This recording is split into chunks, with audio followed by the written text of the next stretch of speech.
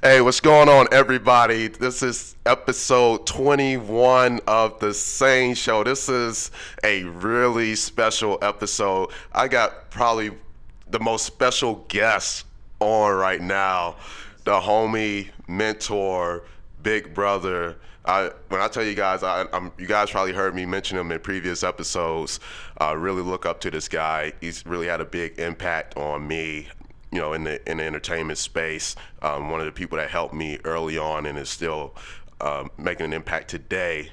The homie Ty, aka Flash. Let's go, man. What's going I'm happy on? to be here, man, on the SANE Show, man. You're far too kind. It's always been that way, man. But I think this is the other way around, man. I'm super proud of you and what you got going on, man. You're still succeeding. Like I knew you would. Appreciate it, man. Appreciate It's it. not a surprise for me. I'm surprised I ain't got here sooner. I knew you was going to be doing something crazy. You're turning up, man. I'm really excited. Yeah, man. Gosh, about 8 years it's been since we sat down across from each other on some mics. Anything, like, it's been a long time. Yeah, man. Yeah, and I know. Overdue. Right. Oh yeah, definitely. Wait, too long overdue. Yeah. I remember, you helped me at ECSU WRVS. Oh gosh, what's the number? 89. 89.9. Yeah. As leading up to this, I remember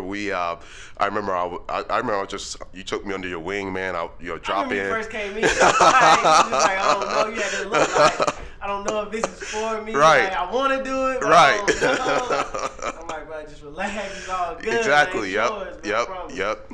I had Night Winds and you had Friday Night Light. Oh, that show was lit, man. I appreciate you letting me come in and hang out. That's always fun, man. I just always just go back and tell people. And I still tell people today. It's like, man, remember you said my boy you had the show. Your show was the prime time show, like everybody Friday Night Live. And I remember going to the games and some of the parties. Yeah.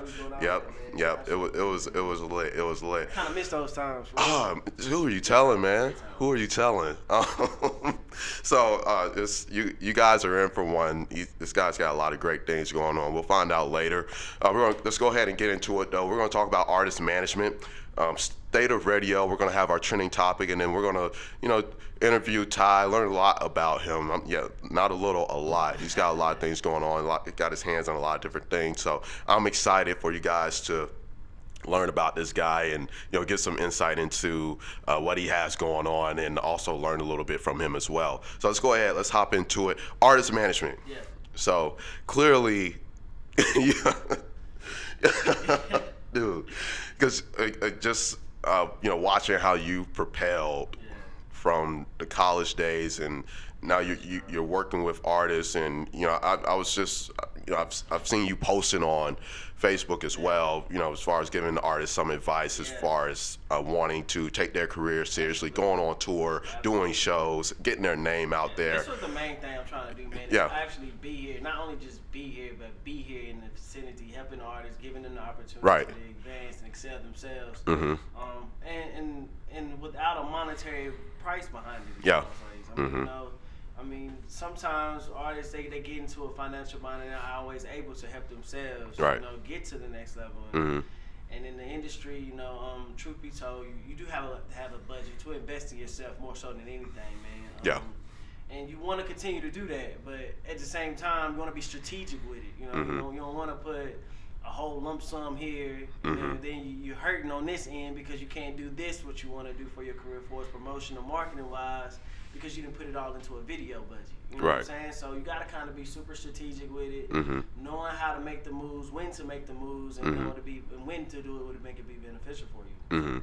Artist management, man, it's definitely something that I consider, I take pride with, because you're not only helping yourself, you're helping them. Right. At the end of the day.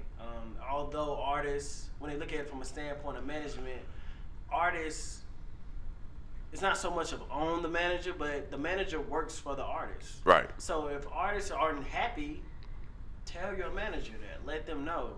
Why is it? Communication is key. Why are you not happy? Are you expecting things that's supposed to come your way that you haven't got yet? And it's a reason why. So you just got to kind of keep the lines of communication always open for artist management. Right. So you really want to have a good, solid relationship with that. Right. So let me ask you this question here: when should because you know, you worked with artists, I've worked with artists, and we've seen a lot of things. Yeah, absolutely. And so one of my questions to you, especially because I was talking to somebody about this kind of recently, is when should an artist seek out management? You know what's crazy? I had this conversation yesterday, man. I was in South Carolina. We were just talking, and I was kind of reflecting with my girl, and I was just saying, hey, man, it's a lot of artists contact me for management opportunities, and I had to turn someone down yesterday. And it's not almost to say like I'm above them or not. Right. It's just more so I look at it as am I able to dedicate the time that you need to help you succeed? And I don't want to hurt you in the long run by benefiting me, because that's not going to help none of us, you know, if we're not giving it 100% in to help both. So I look at that. I also look at your load. Do you have something to manage? You know, a lot of artists look for manage but don't really have anything to manage. I mean, you may have 3 or 4 songs. I mean, that's not a whole catalog to manage. You also want managers as far as getting shows, opportunities, then you got to have those lines hitting you up. So you can have something to manage those lines or those connects. Right. So it's almost about for the artist's workload. Are they really active? And do they have something to manage, if that makes sense, you know? You know, I was going to answer that question, but I really want to hear it from you, just to kind of make sure if what I was thinking was in line with. What do you think about that? Well, here's because you know I've been keeping you in the loop with the SANE Show, and I just brought on a manager, a marketing manager, someone to help with talent and street team work. Yeah, absolutely. And for me, I got to a point where I had so many moving pieces, right?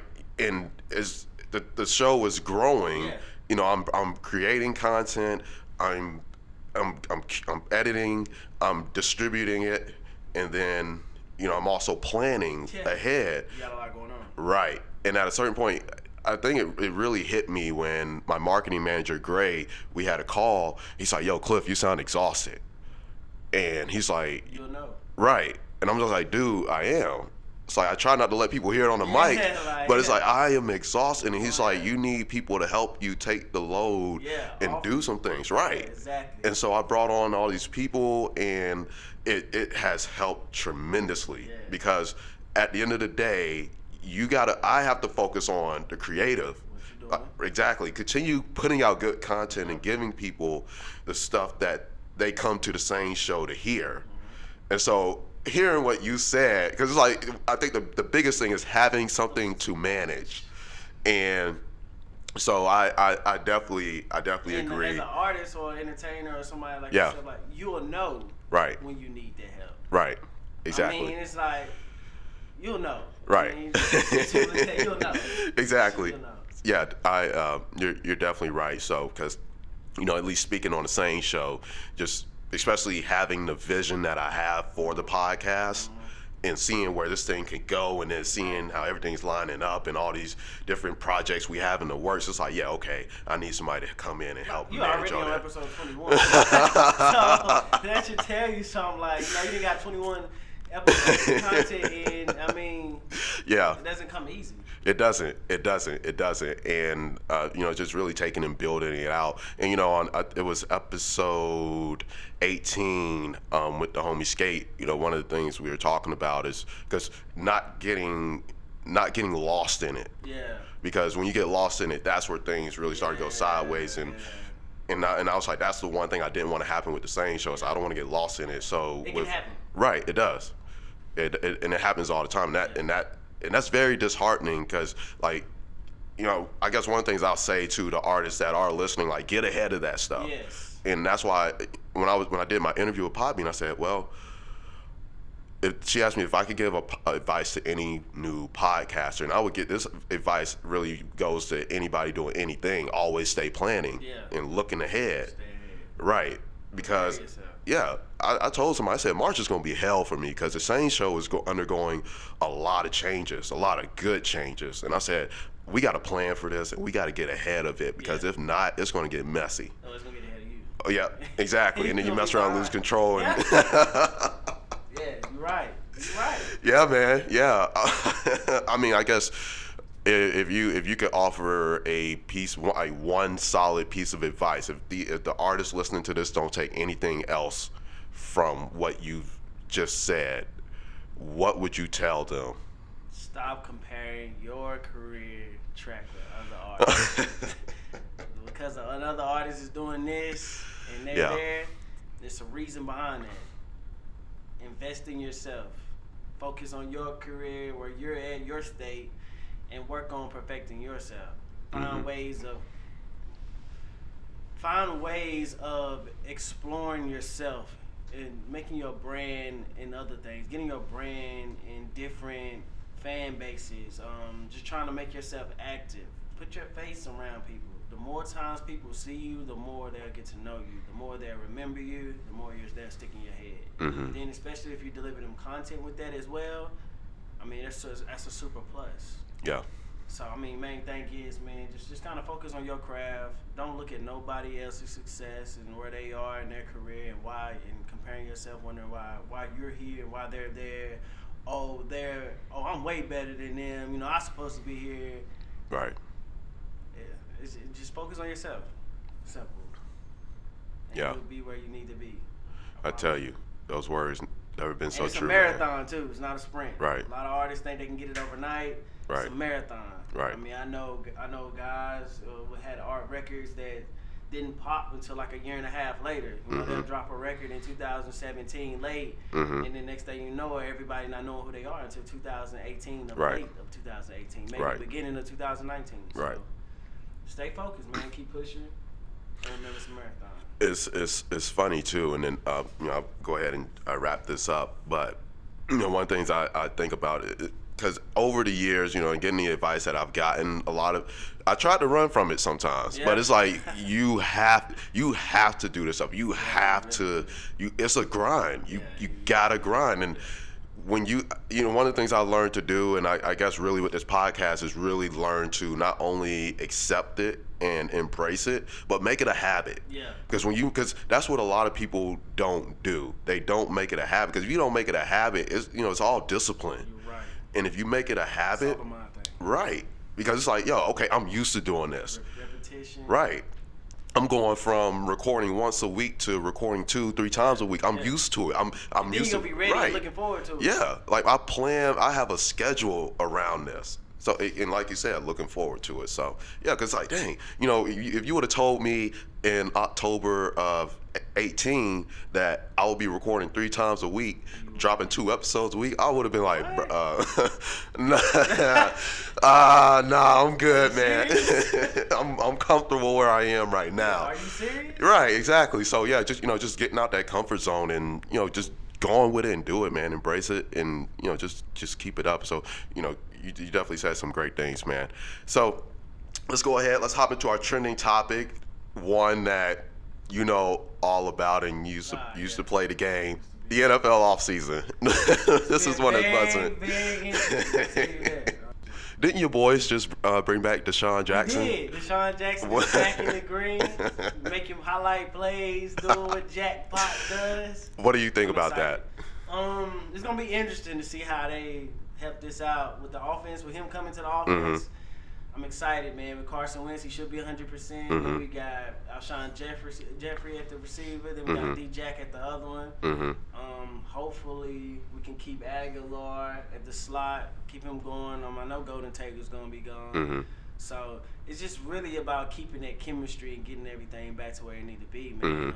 We bring our offensive tackle back. So, Carson Wentz, his back blind side is going to be protected extremely well. So it's exciting, man. Good. So where do you now? Because I know you're a fan. Yeah, absolutely.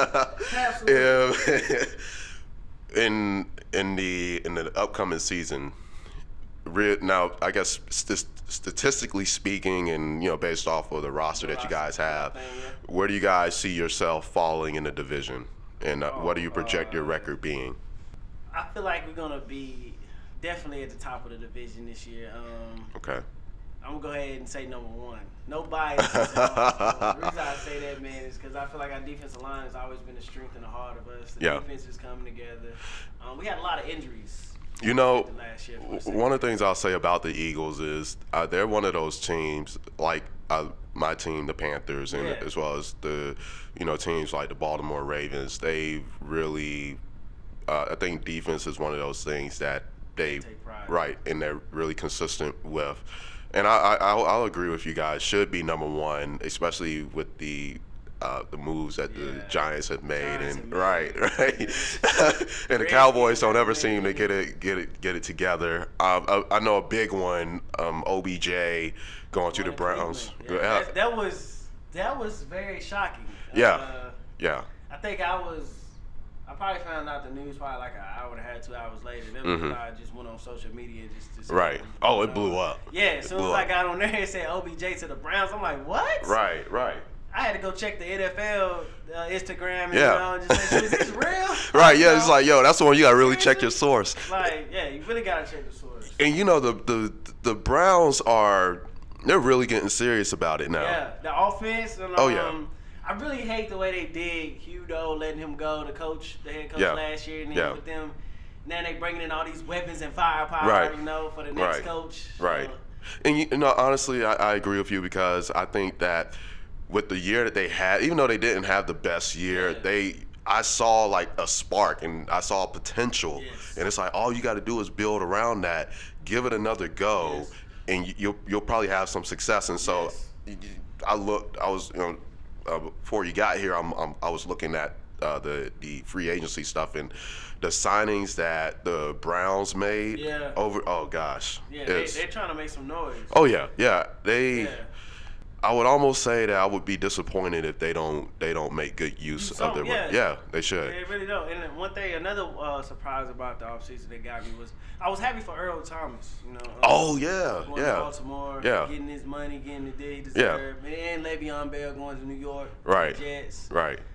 I'm excited to see what happens with Tyrann Mathieu. He signed with the Chiefs, so that's gonna be huge. Yeah, because they have a solid defense. Exactly. Defense, quarterback. Right.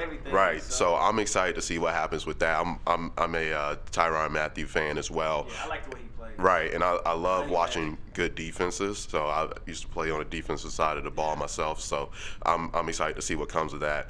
Now, only because we're in the Carolinas. What are your thoughts on Cam Newton? He had to have surgery, and there's a lot of debate about if he should even play at least in the beginning of the season, or people saying they should sit him for a little bit, let him rest up and things of that nature. What's your thoughts? With that type of having surgery on your shoulder, especially a throwing arm, it can be tricky. Thank God I've never had to experience any of that, but I know it can be kind of tricky just trying to get everything back to where it need to be. I guess they could see how it goes and just let Cam play it out for himself. Let him have the opportunity, no pressure. Yeah. And if y'all have a quarterback that can get the job done, I have seen rumors that y'all were looking into Kaepernick. I don't know how man, you know how much I would love that. and I tell the people like him and Cam almost got the same game. So if you don't want Kaepernick, it doesn't make any sense. Exactly. Why not? Exactly. Even if it is a backup for the time being, bring him in, let Cam get healthy 100%. Right. Then bring Cam back and let him do his thing. Exactly. And just let him give Cam an opportunity before y'all get rid of him and whatever y'all crucify him or whatnot. Give him an opportunity. See how he does. He may come back like I forgot, the movie, The Rookie or whatnot, the kid goes on and then he start throwing fastballs at him.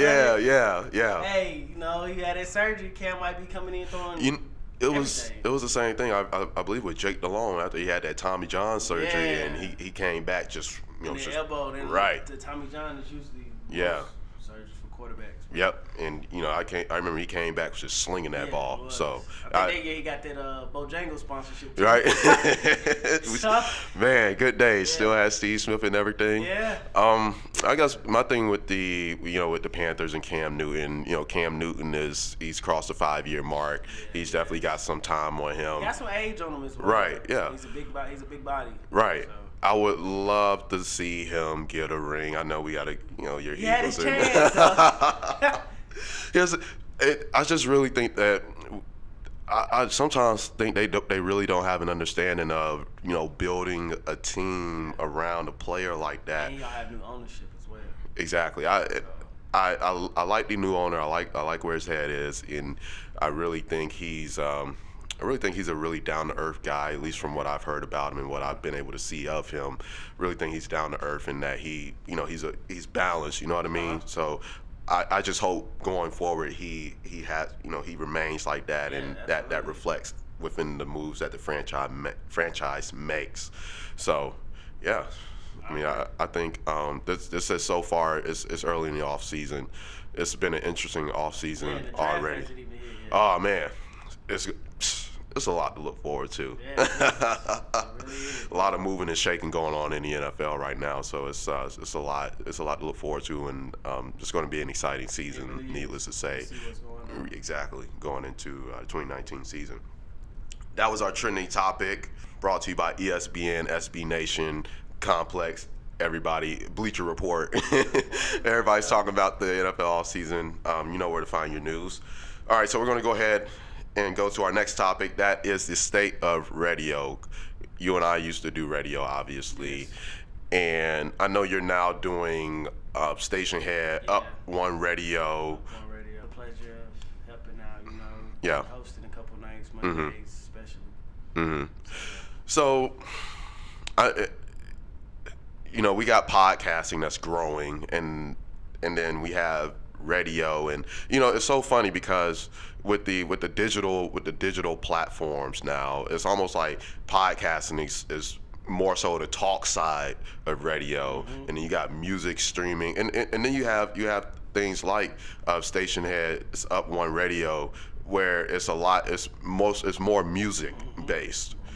So now the question is, what do you see the future of traditional radio looking like going forward? Me personally, man, I think that commercial radio will always have an impact in some way.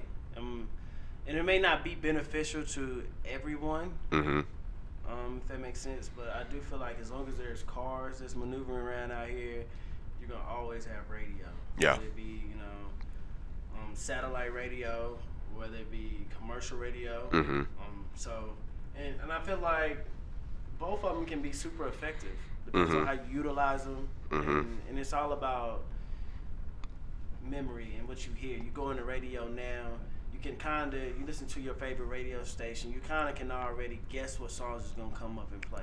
Right. And it's kind of part of that program. Right. And with that being said, once you kind of know that, it's the reason why behind that of them you hearing the same songs or whatnot is because it's worked out between their label and their radio station. Right. So it's a lot of work behind the scenes to get things done, especially with artists. I know they talk about, I know it's off subject, but artists talk about trying to get radio play all the time. Yeah.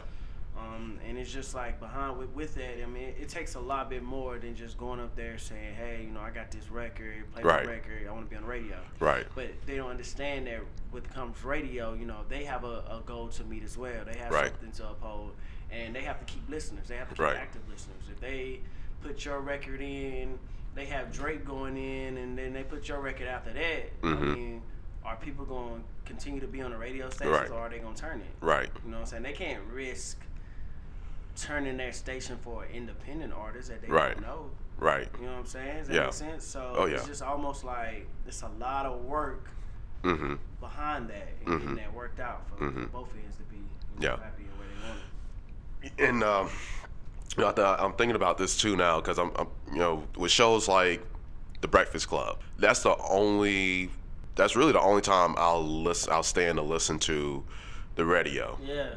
Is early in the morning. Yep, The Breakfast Club. And I think because of the content that, the things they talk about, I guess it resonates a lot with with certain generations, mostly younger generations. And the culture. Exactly. And so I feel like, I guess with shows like that, it gives, it puts radio, it keeps radio in the game. I think what helps out The Breakfast Club as well as they have visuals. I mean, they have that a too. camera in there rolling. And everything they do is live. everything they do is up to date as well.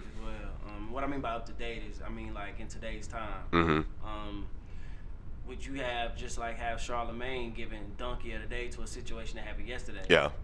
You know, and it's just active. It's just recent. You know, and people like that. It's funny you say that because I think that's how I got introduced to the Breakfast Club was via YouTube videos, and then knowing that they had an actual show, then it's like, okay, I think I'm going to listen to the Breakfast Club. So on my morning drive, I listen to the Breakfast Club every morning. And how do you listen to Breakfast Club? Satellite radio?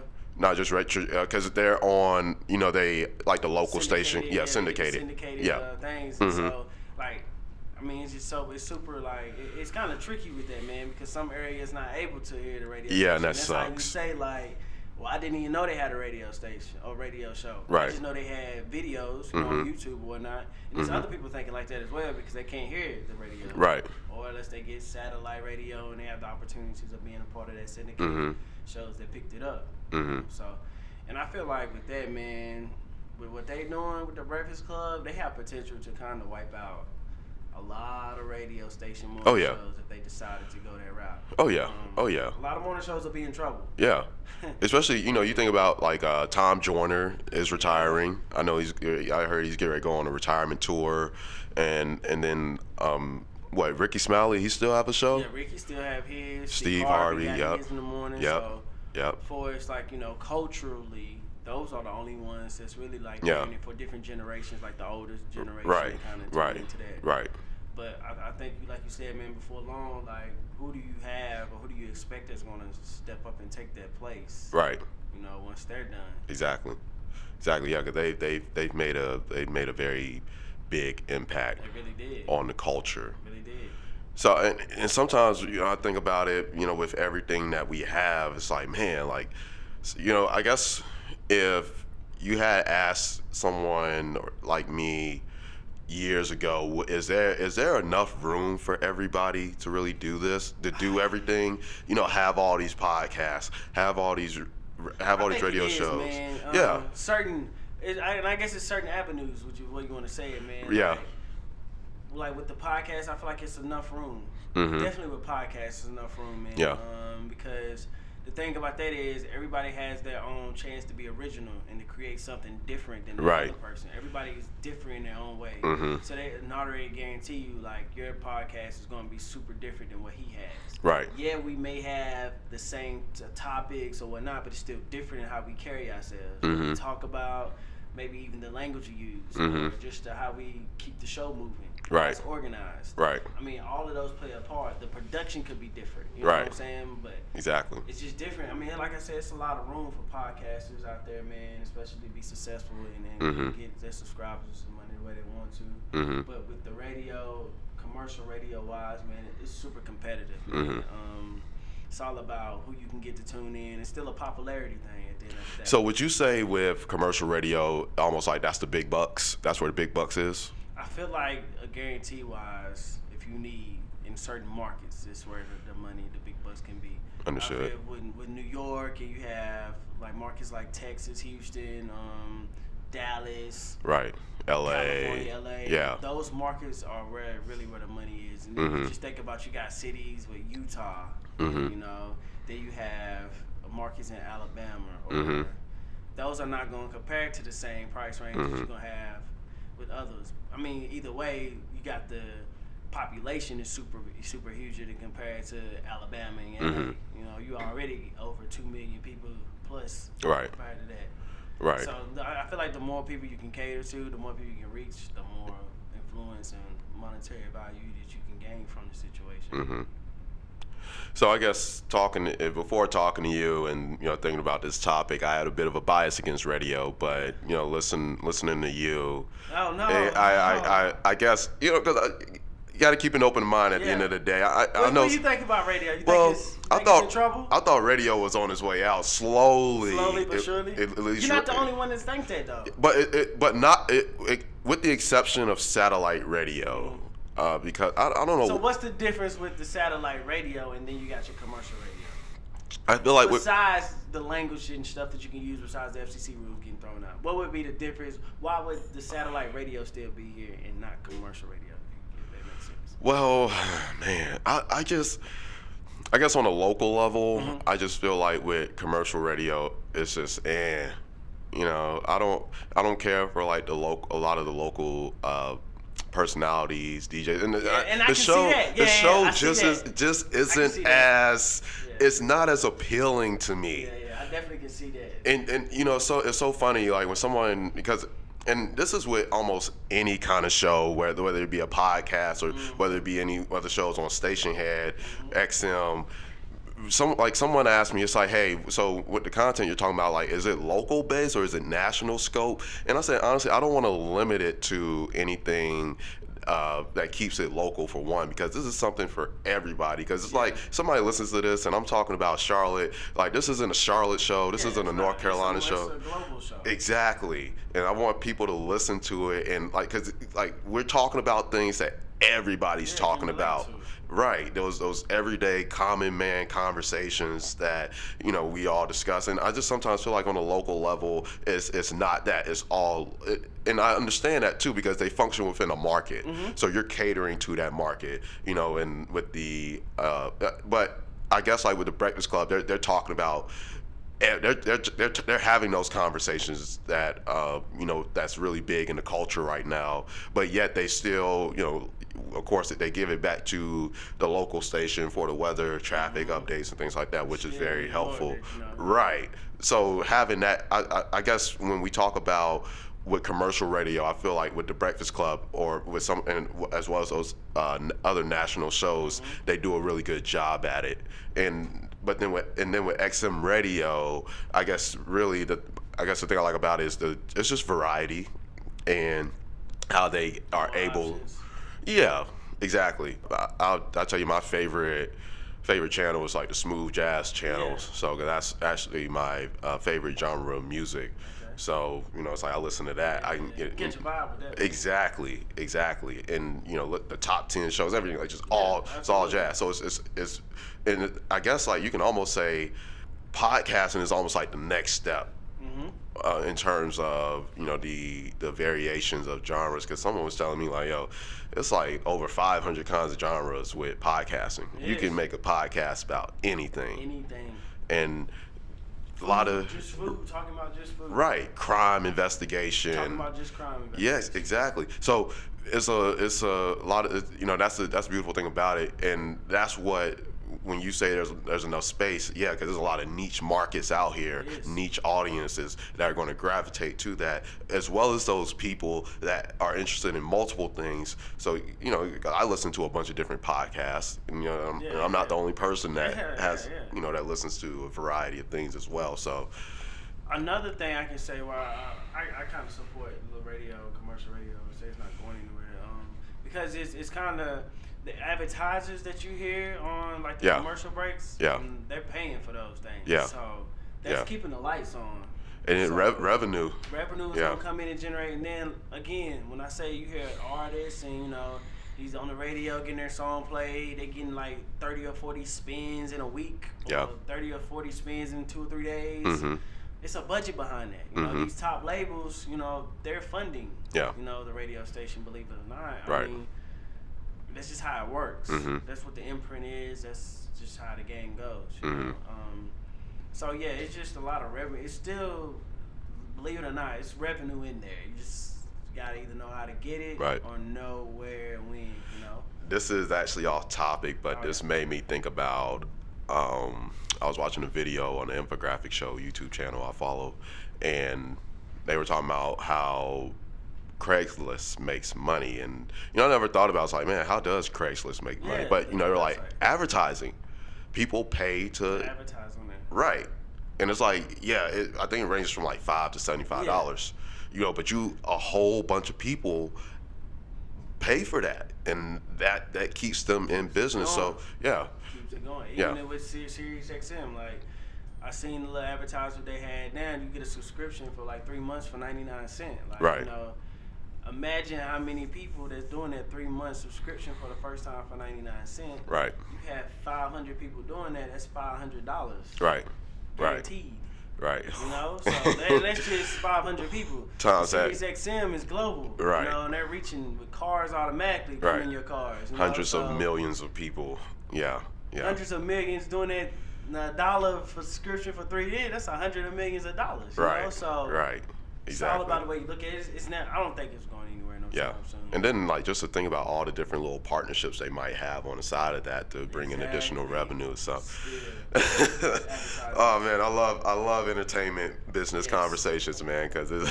I mean, there's so much out there for people, man. And it's a lot of space for everybody to grow and get the monetary reward that they want. Yeah. You know, they just got to pick your market and pick the area and stay there and be consistent, man. Right. I agree. So I want to go ahead and get to asking you some questions. Let the listeners get to know a lot. I want everybody to know about your journey as far as how you went from doing radio at ECSU, and even how what inspired you to do that, and where you are now, and some of the different things you got your hands in. Man, when I first got there, I always loved music, man. Music has always been in me. I always feel like I can sing. I feel like I'm an artist still behind the doors, man. But I always loved music. Going in there to the radio station, going to school, man, they always say, what was your major? What you want to major in? I didn't know what it was, but I just knew it had to be something involving music and a radio station. I didn't care if I just got my degree in just radio. Like, I wanted to be in radio. I knew that off the top. And, gotten the opportunity to do that, I went in there and I talked to Mr. Greg Sampson. I'll never forget it. Remember like it was yesterday, man. Rest in peace to him. He eventually ended up passing after training me 4 months into the radio, man. He passed. He gave me my name, DJ Flash, man. Gave me a little sound bite, introduction, and everything, man. Like, and he was a real cool guy. He had his brother was on the Love Boat. I don't know if you know the show, TV show. Yeah, classic. Was on there, man. Yeah. So he was very monumental in the music as well. He put some years in there. So like it was unfortunate that he had to leave, after 4 to 5 months after training me on there, and then I just kept my name and dedicated every show, to him, because he's the one that actually got me my jump start. He was one I went in there and talked to, and just put me where I needed to be. So since then, late 2010, early 2011, I was just on there full fledged, going in, giving it my all. And, now I came across this guy named Cliff, man, So then my program director came in and said, hey, Ty, we got somebody new that's interested in radio, just tell him, show him what it is, whatnot. And I met that guy, came in, and he just looked like he knew he wanted to be here, but he, for sure, man. And he's kind of a little shy at the moment, but I just told him straight up, man. I said, if you want to be here, this is it. It's super easy. And this can be something that you can definitely excel in. And I first heard him speak, I said, hey, what's up, man? And then I just heard this deep voice. I'm like, oh, where's he going? He said he's gonna be our new Night Winds guy. And I was like, I definitely can hear, the late night R&B night guy, and I can definitely hear that in him, man. And I feel like, and this is a funny story I tell guys when I train people. They always ask me if I ever trained someone, and I remember training him, and the training session went a little bit like, hey man, come right here. I'm gonna show you this right here. And then you on your own. And I did that. And I left him. And he said, he got it though. But I feel like that's the best way to learn and teach somebody is if they on their own, man. Oh, I was man. I remember that. I was so scared. I was like, I showed him how to do it like one time good, and I was like, hey man, you come sit over here. And you on your own, show me what's up. And I sit on the other side, let him do his thing, man. And ever since then, it's like a piece of cake. I come in there on days off, and he in there, working, putting in the work. And I'm super proud of you now. Like I said to you, giving the podcast that you're doing now on the SANE Show, which is really ecstatic, man. But I had to tell that story, man. It was just super monumental to me. Yeah, that's deep history for me, man. But now just going in, I had the opportunity of getting on the record label, Others Records in early 2016, and had the pleasure of meeting DJ Luke Nasty and getting in the company of that, and I began working with him.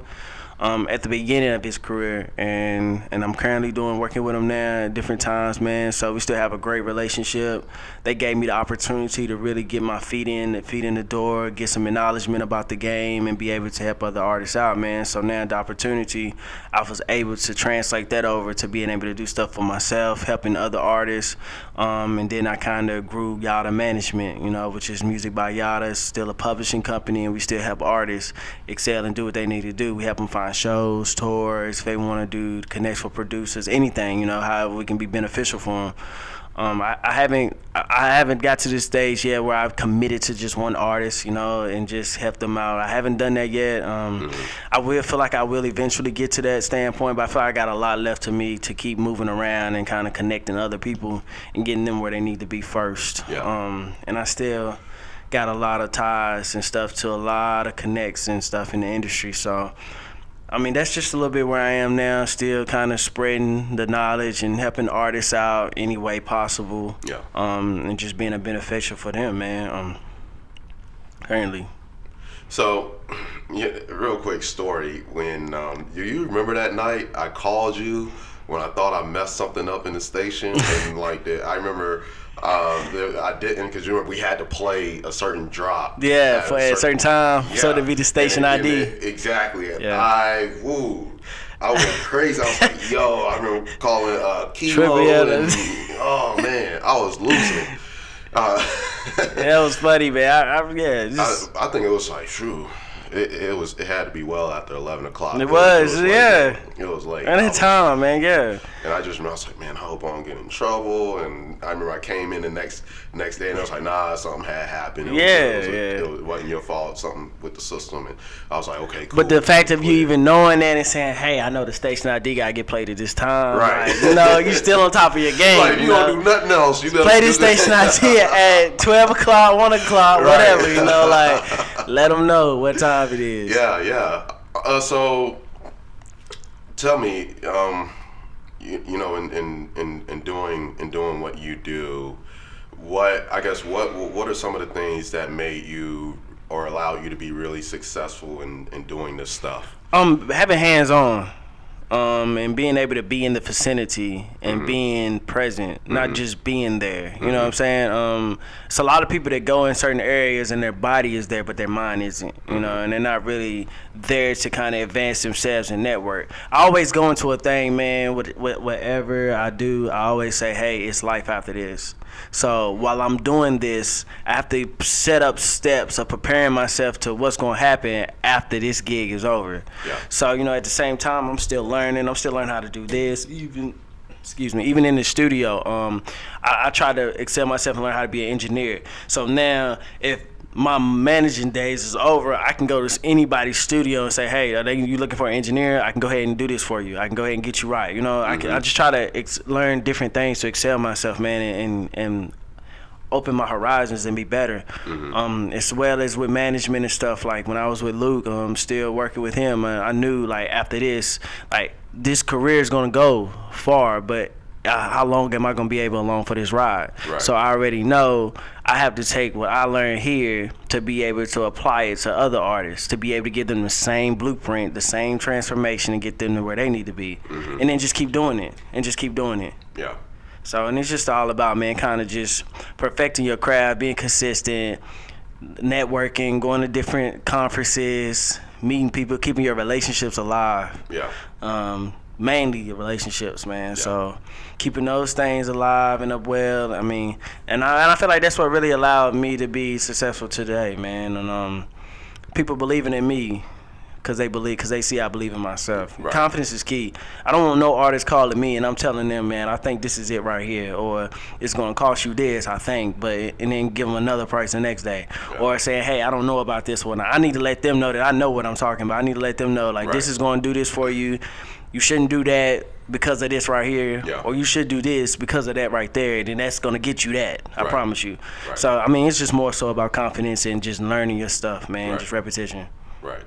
So I want to know what skill sets do you have I know you've done a few things, and I think the best skill set I really have is a problem solver. I'm a problem solver. Okay. I love solving problems. But outside of that, like what I guess, as far as the different skills that you do have, like I'll say for me, being booking shows and putting together shows, and something like that. Coordinating. I want to know.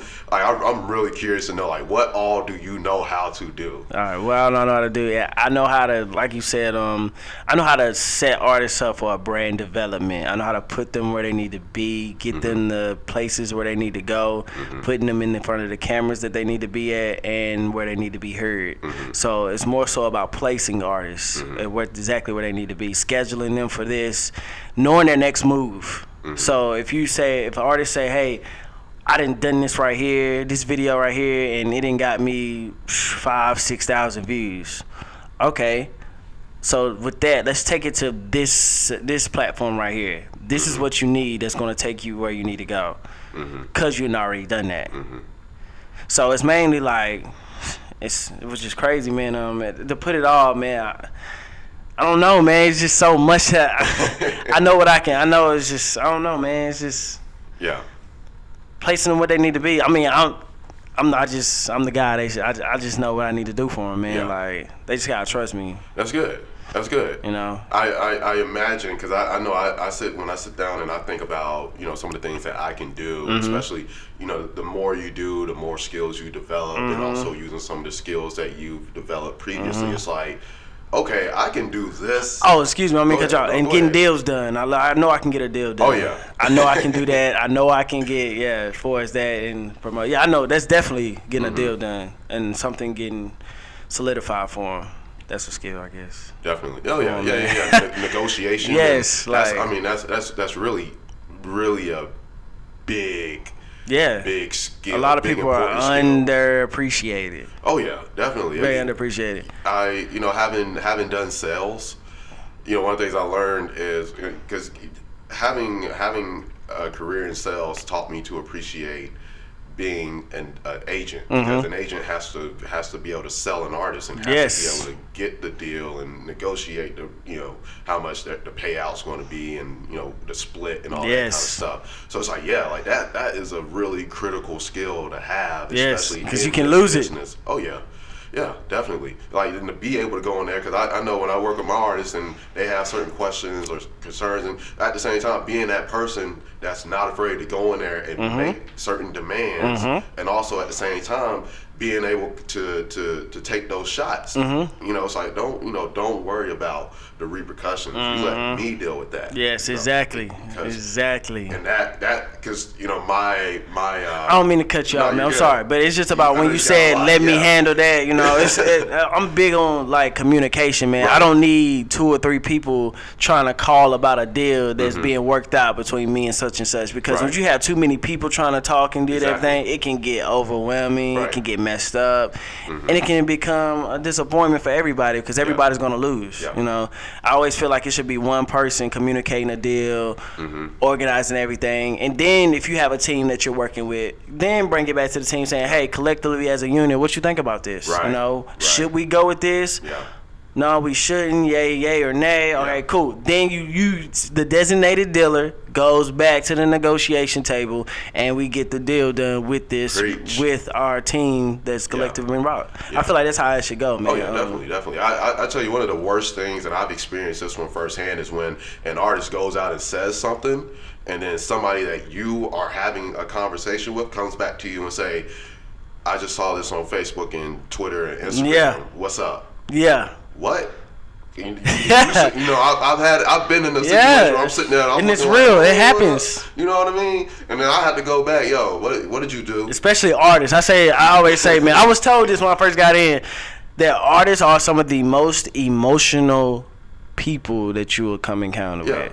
And that's how artists are. So now when you're being their manager, you're being their guide and protector, and you gotta control all of that. Like, you gotta control not only your emotions in there, you gotta control another whole person living, breathing's emotions and stuff. So it's like, man, I feel you. I feel you having to deal with all of that, man. It's part of the game, though, But it's so funny, and because I'm in a different position now, as far as with the SANE Show, I'm a creative, and my manager, I think one of the things that made me feel really good when he said to me, he's like, Cliff, don't worry about it. Let me deal with that. Yes. If you let me be the muscle, you know That's what I mean? it. And I'm like, wow. You ain't got to worry about it. Right.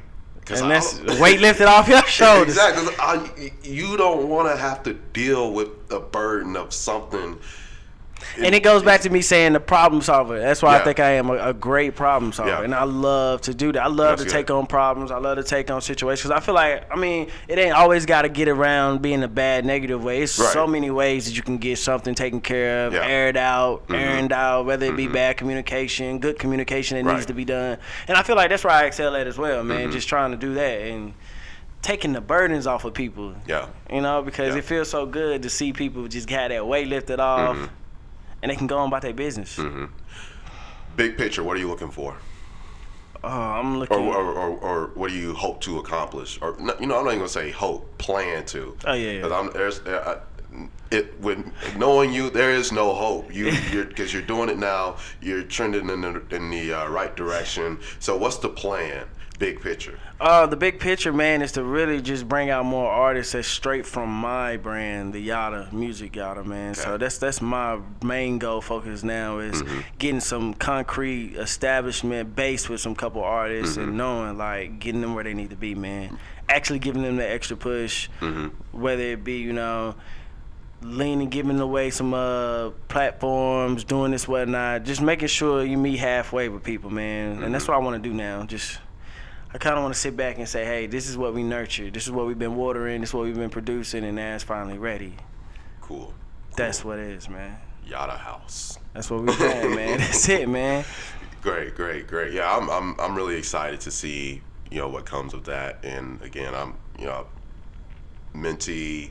No, man, I appreciate you. Yeah, I really do. I'm like I tell a lot of people that come on here, I'm a fan of the work that you do, and you know, it's been great for me to watch you go from what you've done at ECSU and to see what you're doing now. And I'm so glad, you know, we've remained in contact. Yeah, and that's what I really wanted to say, man. Feelings of mutual, Superman, but to be able to have the contact now after all these long years, even when you left Elizabeth City, man, and went on your own direction, you know, and we wasn't happy about losing our night wins, goddamn. I can tell you now. You know, we wasn't ecstatic, but we knew at the end of the day it was something to better you. But, you know, and to you, seeing you now, and we still keeping the contact, and you still rocking the UNCG right now. Yeah. Like, you know, but so I still got love for E-City, man. I really do. I keep in touch with a lot of people there. A lot of y'all doing great things. I don't know if you heard me shout you out on one of the previous recordings. You know, I was shouting everybody out there. A lot of, you know, I got to get back up there, actually, because when I think about it, I had some good times up there too, man. Really so did. Like I said, man, just to being able to keep the communication right now for the time that we've been, it's been a blessing, man, to be able to see everything how it format and pans out. Yeah. It's amazing. You know, it's always when I'm talking to, you know, my good friends about, you know, this journey. You know, I always tell people that's going to be the day when we all make it big. You know, we talk about who we came up with, and always go back to like the picture, the high school picture with like Pac and Jada, and it's like, they go back like they go that. Way you know back. What I mean? And that's how it is. When you put the time and effort into the entertainment industry, we're going to look back at this 3 or 4 years now. Your drink is going to be blowed up globally. And I'm like, that's my dog, like from years back, from Carolina. Yo, we was doing we was in the radio station at ECSU in Elizabeth City, North Carolina, killing it, and you know, here we are now. That's how it goes. And I'm beyond excited. I just wish the listeners could really see and feel how I'm feeling right now. Just to, again, like I said in the beginning, how we sat across each other at ECSU years ago, and here we are again on my podcast. Sitting across would I ever be able to drop by? Absolutely. Your show? Absolutely, man. Definitely put something together for you. When it don't be right, man. You know, only be right. Word. Well, man, this is probably my new favorite. This is my new favorite recording now. Come on. And there's a lot of great recordings that I have. You do. I told you. I posted on social media. We was riding in the car. We was listening to one of your podcasts. It was really dope as well, man. So Yeah, man, I do. We definitely support you. I appreciate the support. And it goes both ways. Thank you for taking time to sit down with me. Yeah, thank you for having me. Yeah, always. You're always welcome. So this won't be the last time. Absolutely not. Nah. And it won't be another 7 years before y'all see us across the table again. No, not at all. I guess you got any social media, anything you want everybody to check out? Hit me up on the Instagram. It's _sign Tahoe, TYHO. Super simple. On Twitter, it's Tahoe _5. And on Facebook, it's just Ty Horton. Hit me up with the TYHOUGHTON. If any artists, anything inspiring, have any questions, contact the SANE Show directly if you can't contact me. And I'm sure the connection will be made for you. Yep, exactly. Y'all know how I am. I'm always willing to help and put people in position. At the end of the day, I'll get you in the position, but you gotta do it on your own, man. Take a horse to the water, but you cannot make them drink. Exactly. So, with that being said, be sure to check out the SANE Show. Follow us on Instagram, SANE_show, SANE_show. Same thing on Twitter, SANE_show. Facebook, the SANE Show. Yep. Remember, be looking out. April 27th, we got the SANE Show live at Coco and the Director in the heart of Uptown Charlotte. April 27th. Be looking out for more details. We're going to drop an Eventbrite interview, so that's going to be exciting. It's going to be lit. I hope to have you there. Yes, April 27th, we got to put that on the calendar. It's going to be live. We definitely got to be there. It's going to be a great one. Again, thank you for coming by. Thank you, my man. Hey, I got to. For real, man. For real. I appreciate you. This is the SANE Show, a show about nothing and everything, episode 21. We out of here. Thanks for listening from the U.S. to Canada, to Panama, to the U.K., to Belgium. Really appreciate you guys. Love you guys. Shout out to everyone again. That's the SANE Show, episode 21. We're out.